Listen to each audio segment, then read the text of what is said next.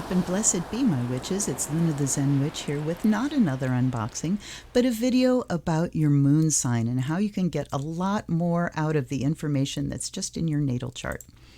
So let's take a look here. I'm going to use my own natal chart as an example. So everybody knows their moon sign. You know, we all basically know I'm a Leo with a Pisces moon, and we get a lot of information about that. But there's so much more you can get out of your natal chart as far as your moon goes. So let's take a look. The first thing is to look not just at the sign, but to break that sign down by element and quality. So my moon, for example, is in Pisces. Pisces, every sign in the zodiac has an element and a quality. There are 4 elements, there are 3 qualities or modes, also called modes, and the 12 signs of the zodiac are a unique combination of one of those elements and one of those qualities. So with a Pisces moon, I know that my moon is in a water sign. That makes me very sensitive. So if your moon is in one of the other water signs, which are Cancer and Pisces and Scorpio, you are the sensitive. So your emotional reaction really is going to be about the emotions and the physical processing of those emotions. If your moon is in a fire sign, Aries, Leo, or Sagittarius, you are going to react in a fiery way. Your emotions are going to be blah, kind of explosive, fiery, dramatic, and then they either stay or they go quickly. If it's in an earth sign, you're going to tend to be a little more stable and you're going to process things through a more practical lens. And if your moon is in an air sign, you're going to process things a little more through the intellect and verbal communication and ideas rather than just being awash in the mood. The water signs are going to be the moody ones. Now, as far as mode goes, if your moon is in a cardinal sign, which is Aries, Cancer, Libra, or Capricorn, you're going to be emotionally reactive in an immediate fashion. They are present oriented. So those signs are going to be immediately reactive and then get over it a little more quickly. If your moon is in a fixed sign, so that would be Taurus, Leo, Scorpio, or Aquarius, you're going to react emotionally and hold on to it longer. Those signs are future oriented. So it's going to be about, what am I going to do about this in the future? You know, thinking about things down the line, maybe even predicting the way people are going to behave if they've, you know, kicked off your emotions or something. But it takes a little bit longer for fixed signs to process that emotional energy and get over it. The mutable signs, which are Gemini and Virgo and Sagittarius and Pisces, are going to be a lot more adaptable emotionally. So they're also going to be a little bit more susceptible to emotional climate around them, kind of like water signs, but they're just going to adapt to whatever's going on emotionally. Okay, well, that's what's happening. Let's just, you know, flow around it and move on. So those two things can show you a little bit more nuance and a little bit more detail around your moon sign, how you emotionally process and react to life. The next really important thing is to look at where the moon is posited by house. This shows where you derive your security. So the moon position by sign can also show what makes you feel secure and what kind of behaviors you will do to enhance your feeling of security. But the moon sign by house really shows this. Now, if you look at my Pisces moon, it sits down here in my 4th house. This is the moon's natural house because Cancer is the natural ruler of the 4th house and the moon rules Cancer. So I feel most secure when I am in my home. This is my world. And if you give me a choice at any given time of where I'd like to be, number 1 is usually right here in my home. This is my secure place. The next thing to look at is the house that the moon rules, because that will also show an area from which you derive security. My moon rules my 9th house. 9th house is your spiritual belief system, your philosophies, your religion, It rules travel, adventure, broad-mindedness, higher education, so bigger ideas rather than third house, which is basic education, facts. Ninth house is philosophies, what you do with those facts, how you understand those facts. Okay, so I also receive a lot of security or feel very secure in my belief system. I have to have a strong belief system. I have to be hooked in spiritually in order to feel secure. Okay, next one is knowing that you have a personal new and full moon. So by transit, we look at a new moon as the time to start something new, the full moon to bring something to culmination. If you're doing spell work, you want to do it between the new and full moon for things that increase. You want to do it between full and new on a waning moon if you want things to decrease. But you also have a personal new and full moon. And that happens, by transit. The moon goes through your chart once every 28 days. And you see the transiting moon here. This outer ring is transits. Here's the transiting moon. Here's what's going to happen over the next 28 days. You see the moon ticking through those houses? Tick, tick, tick, tick, tick. And 28 days later, it comes back to where it was before.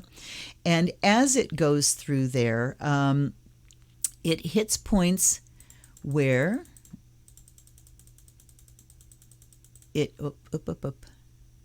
where it is opposed to my sun position. So if you see here, moon at 8 Aquarius opposes my sun at 8 Leo. This is a personal full moon. This is a personal culminating point. So on October 23rd of this month, things are going to kind of culminate for me personally, even though it's not a full moon out there. And then if we keep going, we get to about November 7th, I'm going to have a personal new moon. So you can use this personal new and full moon the same way you use the transit new and full moon for spell work, for looking at when you want to start things in order for them to increase, or when you want to start them if you want something to decrease, or just how to frame the thing that you have to start now. In spell work, we use the available energies. So if you know you're having a personal full moon and things are going to be waning, but you want something to increase, let's say I need my income to increase, well, focus on poverty waning. That money being tight is the thing that's going to wane and go away, decrease and go away. Okay, so you use the available energies just by framing. The next thing you want to look at is eclipses. So when the eclipses are happening by transit, they are going to go off in a particular house in your chart. Knowing what house the eclipses are going to go off in will give you a place to focus, because those eclipses kind of shine a spotlight in a place. Sun, moon energy are very concentrated at those times, either by conjunction or opposition. So knowing which houses are going to be activated can show you in advance what you may be needing to focus on. And the energies of the eclipse last until the next eclipse. So for instance, if you have a new moon, which would be a solar eclipse going off in your second house, that might say that there's really going to be a focus on your finances until the next eclipse. So you just know where your focus is going to need to be. Now, to extend that through the whole month, you can look at how the moon ticks through your chart through the month. And all you want to do to start off with is just notice what house the moon is in when it's in a particular sign. So if I know the moon in Capricorn is in my second and third houses, because the house cusp here of the third house sits right smack in the middle of Capricorn. So I have some of Capricorn in 2, some of Capricorn in 3. But when the moon is in Capricorn, first of all, I get very busy. I get very goal-oriented, and I can work long and hard. I take responsibility and I take care of my duties. That usually ends up being getting my bank account reconciled, catching up on financial stuff that I haven't been taking care of, filing, putting all that, boring paperwork away. And then also dealing with my home as far as cleaning things, taking care of things, neighborhood, how it looks to the neighborhood, that kind of stuff. When the moon is in the 5th house for me,